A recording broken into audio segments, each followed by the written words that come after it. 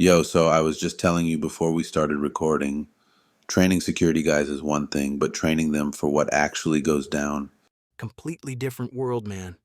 right? Like you can drill them on holes and de-escalation all day, but when's the last time a textbook scenario actually played out the way you taught it? Never. That's the thing nobody tells you when you start doing this training stuff. You teach these perfect scenarios, clean techniques, and then reality just. Punches you in the face. Exactly. I got a story that proved that to me in the worst way possible. Changed how I teach everything now. All right, hold up. Let me paint this picture for everybody listening right now.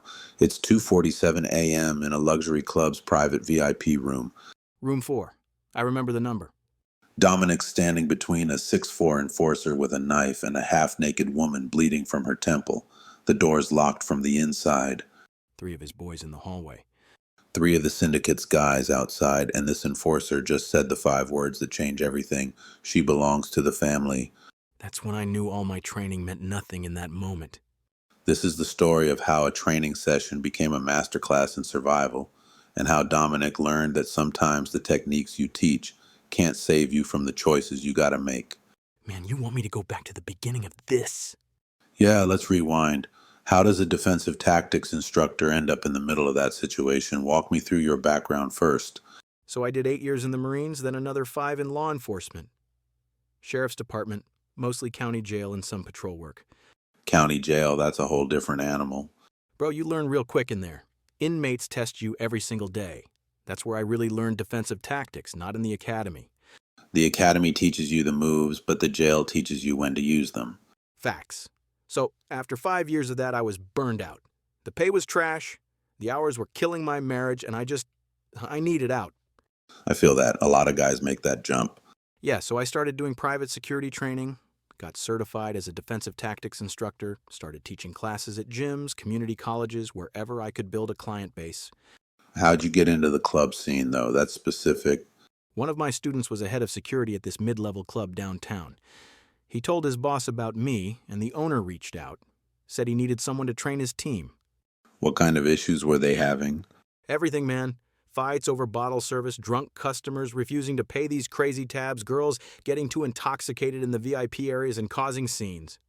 How much we talking for bottle service at these places? At this place, Riverside Lounge, they were pulling in 50-60,000 on a good Saturday night just from bottles. Some tables would drop 8-10 grand easy. That's wild money. Crazy money. And with that kind of cash flowing, you attract a certain element. See, that's what people don't understand about these upscale spots. It's not just celebrities and business guys. Nah, man. You got clean money and dirty money mixing in these places, and nobody asks questions as long as the bottles keep moving. So what was the owner paying you? $3,000 per session. I'd come in, do assessments, train the security team on de-escalation, physical intervention techniques, legal liability stuff. $3 grand a session? That's solid. It was good money, and I was doing like 2-3 sessions a month at different venues, but I started noticing things pretty quick. What kind of things? Certain regulars, well-dressed guys who never waited in line, always got the same private room. Staff treated them completely different. The connected guys? Yeah, and they'd have these girls with them. Same girls every weekend, rotating between different guys, clearly working, but nobody acknowledged it. Management just looked the other way? Completely. One time I'm doing a training session, right? We're doing a walkthrough of the private rooms during the day to talk about sight lines and emergency exits. Smart, doing it when it's empty. Yeah, but we go into one of the bathrooms in the VIP section, and I find used needles and like 4 bundles of cash just sitting on the counter. Just out in the open? Just sitting there! Cleaning crew hadn't gotten to it yet from the night before. I pointed it out to the owner, and you know what he said? Oh, I can guess. He goes, "We cater to a specific clientele. Your job is to train my guys to handle problems quietly." That's when I should have known. Red flag right there. Handle problems quietly is code for... For don't make waves with the people who really run this place, but I needed the money, you know? $3 grand a session. I wasn't walking away from that. I get it. So walk me through the night. Everything went sideways. What made it different from the start? It was a Saturday night, and I was doing what they called a live training session. Basically, I'm there while the club's operating, observing the team, coaching them in real time. So you're not just teaching in a classroom, you're watching them work. Exactly. And from the jump, the head of security, Marcus, seemed off. He kept checking his phone, sweating, looking nervous. That's not normal for a head of security. Now, Marcus was usually cool, calm. But this night, around 11 p.m., 3 black Escalades pulled up to the valet. Escalades, always escalades. Always.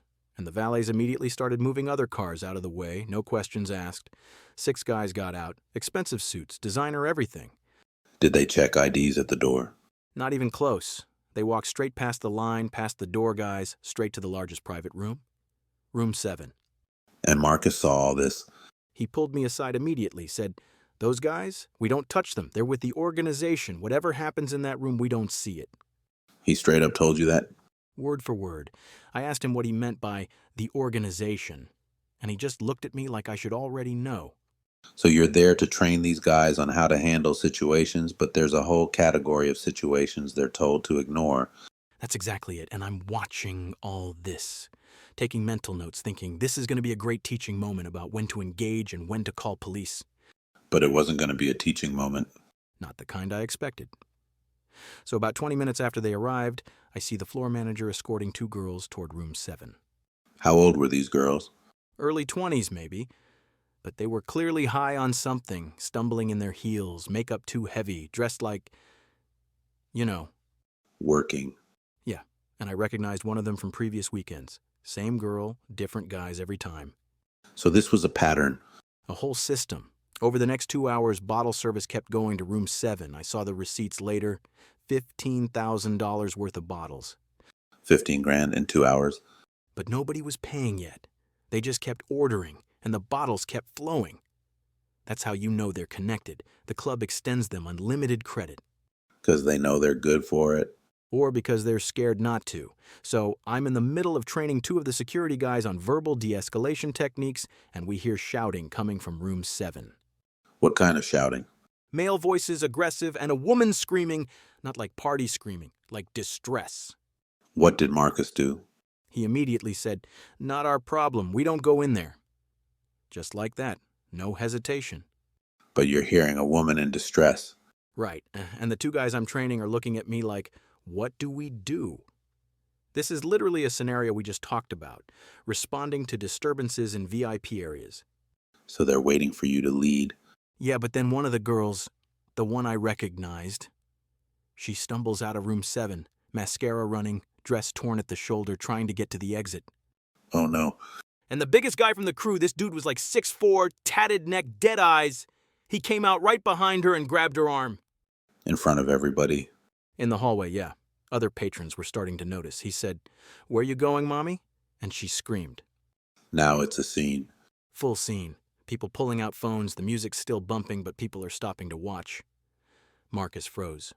Completely froze. What about the 2 guys you were training? They looked at me like, do we intervene? And my trainer instinct kicked in. This was a teaching moment about protecting victims, right? That's what you teach. That's what I teach, so I approached, used my training voice, calm but firm. "Sir, let's talk outside. We can work this out." De-escalation by the book. Exactly. But this dude looked at me like I was an insect. He goes, "You don't know who you're talking to." That's never a good sign. And the girl took that moment to break free from his grip. She ran toward the bathroom hallway and he followed her. What did you do? I made a choice. I followed them both. Marcus tried to grab my arm, said something like, "Don't." But I was already moving. See, this is where training and instinct clash. Your training says protect the victim, but your instinct should be saying, This is above your pay grade. Yeah, I know that now. But in the moment, I'm thinking I can de-escalate, separate them, get her safe. so you caught up to them where? The private room area. She ducked into room 4, one of the smaller VIP rooms. He was forcing the door open when I got there. And you stepped in. I stepped between them, said, "Hey man, she clearly wants to leave. Let's just let her go. No problem." Reasonable. He smiled. Not a friendly smile, more like he was amused. He goes, "You're the trainer, right? Marcus told me about you. You should stick to teaching." He knew who you were. That freaked me out more than anything. But the girl was inside the room now, crying, and I could see blood on her temple. Someone had hit her. So you made another decision. I stepped into the room with her, positioned myself as a barrier between her and the door. That's when he followed me in. Wait, you went into the room? Biggest mistake I made, because as soon as I did, two more of his guys appeared in the doorway. Oh no. They came in, and one of them closed the door behind them. Then I heard it, the lock clicking. Locked from the inside. Now it's me, the girl, and three of them in a 12 by 12 room, couch, table, bottles everywhere, and I realized I just trapped myself. What was going through your head? Honestly?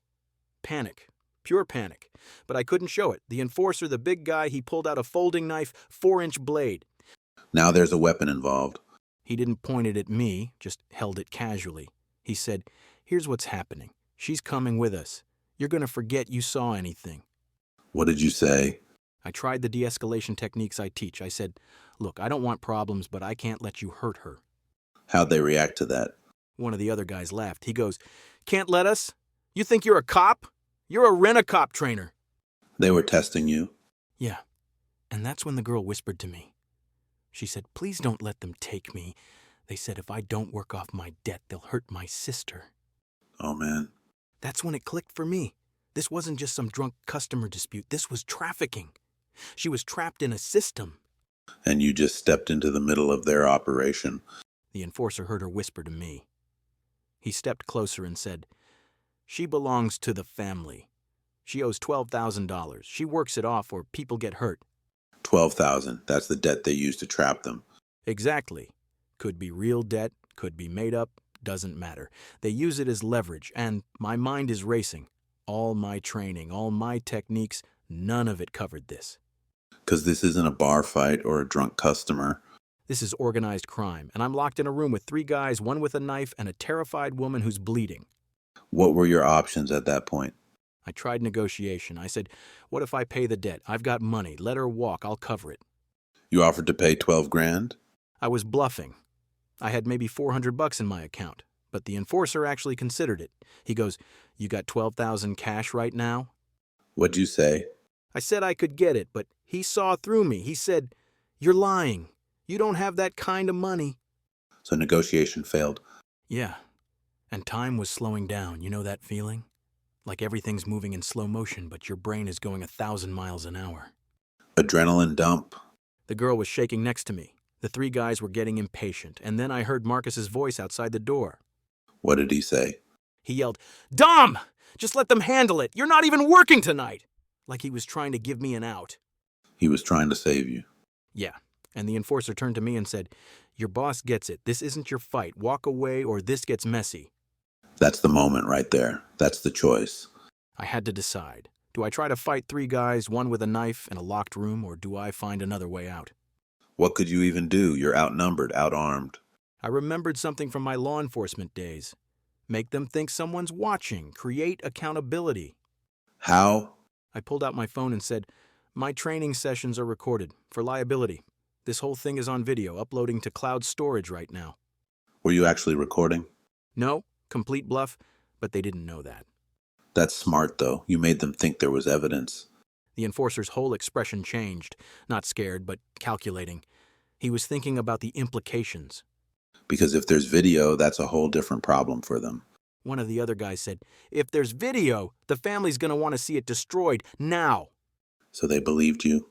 I doubled down. I said, "It's already uploaded, cloud storage. You can take my phone, but it's out there."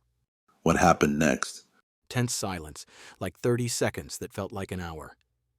Then the enforcer pulled out his phone and made a call. Calling up the chain. He spoke in Spanish, low and fast. I caught some of it. He was explaining the situation to someone higher up. What did they tell him? After he hung up, he turned to me and said, "Okay, trainer, here's the new deal. You delete that video right now, you pay $5,000 by tomorrow, and you never saw this girl." Wait, so now you owe them money? Yeah, he said, "She walks, you walk, everybody walks, but you pay for the inconvenience." They flipped it on you. Now you're in debt to them. Exactly. But it was better than the alternative. I agreed. I pretended to delete files on my phone, and they unlocked the door. Did they let the girl go? They let us both leave the room. But as we're walking out, the enforcer leaned close to me and whispered, "You just made a deal with people you don't want to owe. We'll be in touch about that $5,000. That's a threat. That's a promise, and I knew right then I was in deep. So what happened after you got out of that room? Did the girl make it out of the club safe? I grabbed her hand and walked straight to the exit. Marcus tried to stop me, but I just kept moving. Were the other guys following you? They watched us leave, but they didn't follow. I think they were confident they'd get their money, so why make a bigger scene? Where'd you take her? I got her to my car in the parking garage. She was shaking, crying, kept saying, "Thank you," over and over. Did she tell you more about what was happening? In the car, yeah. She opened up.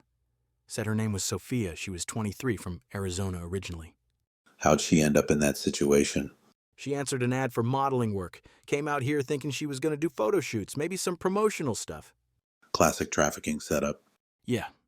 When she got here, they took her phone, her ID, said she owed them for travel expenses, housing, all this stuff she never agreed to. Manufactured debt? $12,000 they said she owed. And the only way to pay it off was to entertain at clubs like Riverside. How many clubs were they running this through? She said at least 4 or 5 that she knew of, different venues, same operation. They'd rotate the girls so nobody got too familiar. That's organized. That's not some small-time thing. This was a whole network. And she said if she tried to leave or didn't meet her quota, they threatened her little sister back in Arizona. They knew about her family. They knew everything. Where her sister went to school, where her mom worked. They had leverage. So where'd you take her? Police? I drove her to a women's shelter I knew from my law enforcement days. Place that specializes in trafficking victims. Good call. They know how to protect them. Yeah, they've got resources, safe housing, legal help. I got her checked in around 4 in the morning. Did you ever see her again? No. She disappeared into the shelter system. I don't know if she made it out, if she went back to Arizona, if they found her. I just don't know. That's gotta eat at you. Every day, man. I think about her face. I hope she's safe, but I'll never know. What about the $5,000 debt? Did they come collecting? 2 days later, different guy showed up at my training facility. Not one of the guys from the club, but same energy, same vibe. They knew where you worked? They knew everything about me. He handed me a burner phone and said, "You've got 72 hours to get the 5,000. Instructions will come." Did you have the money? Hell no. I didn't have $5,000 just sitting around. I was making good money from training, but not like that. What were your options? Take out a loan? I thought about it. I could have gone into debt, borrowed from family, whatever. But then I thought, if I pay this, it never ends. They'd own you. Exactly. So I had a choice. Pay it and be in their pocket forever, or call their bluff and deal with whatever comes. What did you do? I chose option 3. I went to the police. Oh, you reported it? I went to the precinct, asked for a detective, told them everything. The club, the trafficking, the enforcer, the debt, all of it. What did they say? The detective listened to my whole story, took notes, and then said, "Without evidence, without the girl, there's nothing to charge." That's it? He said, "You made a deal with them. That's on you. Pay it or don't, but we can't help you. If they threaten you directly, call 911. So the cops basically told you you're on your own? Pretty much. He did say they'd make a note of it in case something happened to me. Real comforting. So day 3 comes. What happened? The burner phone rang. I answered. The voice on the other end said, "We know you talked to cops. Bad move." They had someone watching you. Had to be. There's no other way they'd know that fast. And the guy said the price just went up. Now it's 10,000. They doubled it. As punishment for going to the cops. He said, "You've got 1 week, and don't even think about running." What'd you do for that week?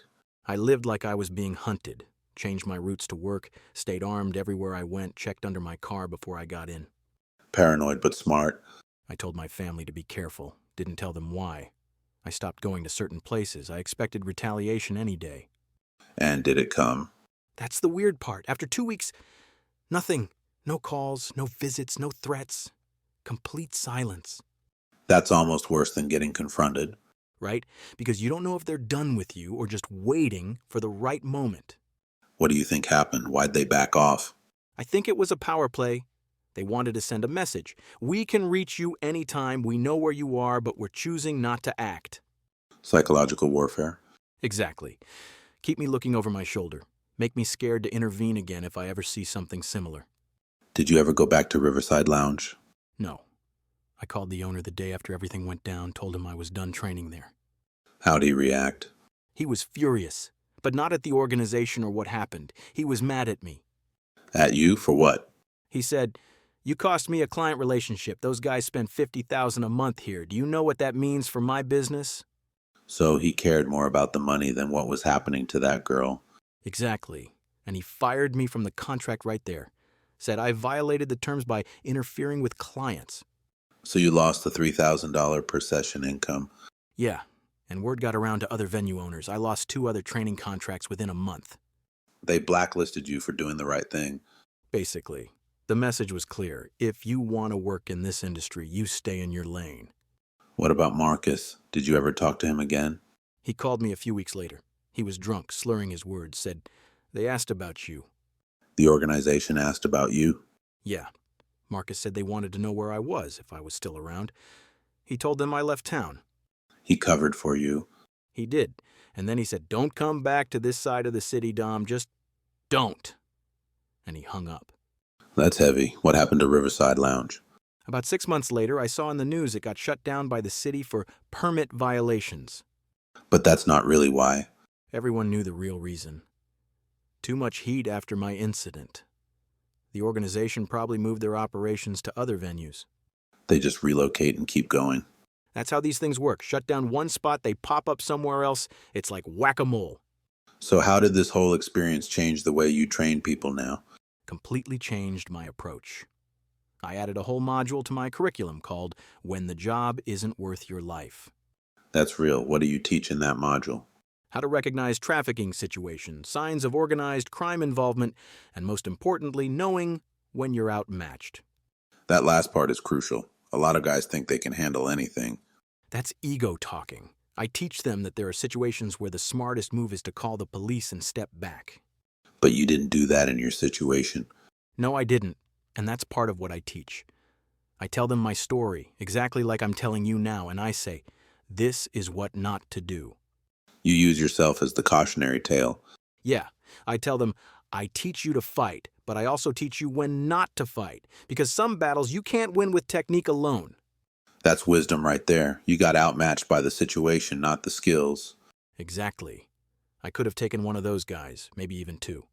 But 3 guys, one with a knife, in a locked room with organized crime backing them. That's not a fight you win. And even if I did win the physical confrontation, I lose the war, because they know where I live, where I work, who my family is. Do you ever think about what would have happened if you'd made a different choice in that room? All the time. If I just walked away when Marcus told me to, the girl would have been taken, but I'd be safe. Could you have lived with that, though? I don't know.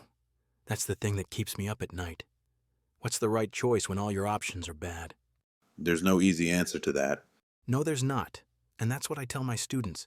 Sometimes you're going to face a situation where your training doesn't help, where the right answer isn't clear. You just got to make the best choice you can in that moment. And live with the consequences. I saved that girl that night, maybe. But I also put myself in danger, lost my income, and still don't know if she's okay.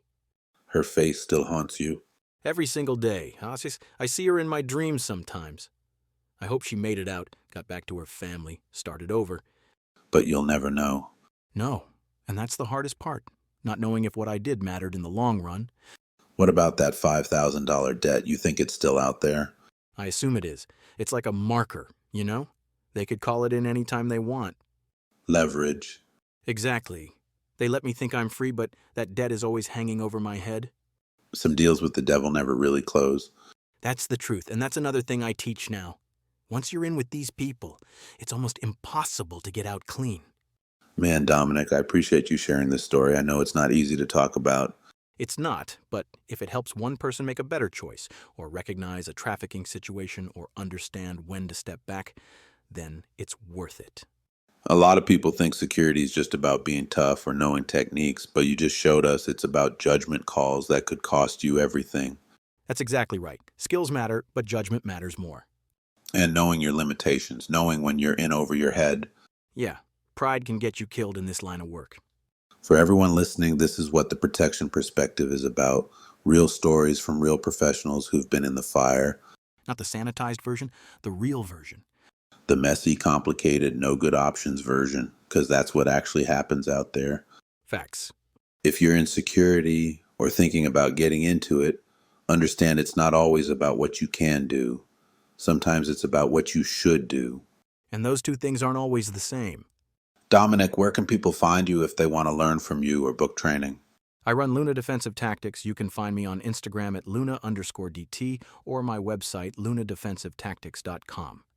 And you do private training, corporate training, all that? Yeah, everything. Security teams, executive protection, bouncers, anybody who needs real-world defensive tactics training. Not the textbook stuff. Not the textbook stuff. I teach what actually works when things go sideways. All right, y'all, subscribe to The Protection Perspective wherever you're listening. Leave a review. Share this with anyone in the security world. These stories need to be told. They do, because this is the stuff they don't teach you in training. This is the stuff you only learn by living through it or hearing from someone who did. Appreciate you having me, Jay. This was real. Always, brother. Stay safe out there, everybody. We'll catch you on the next episode.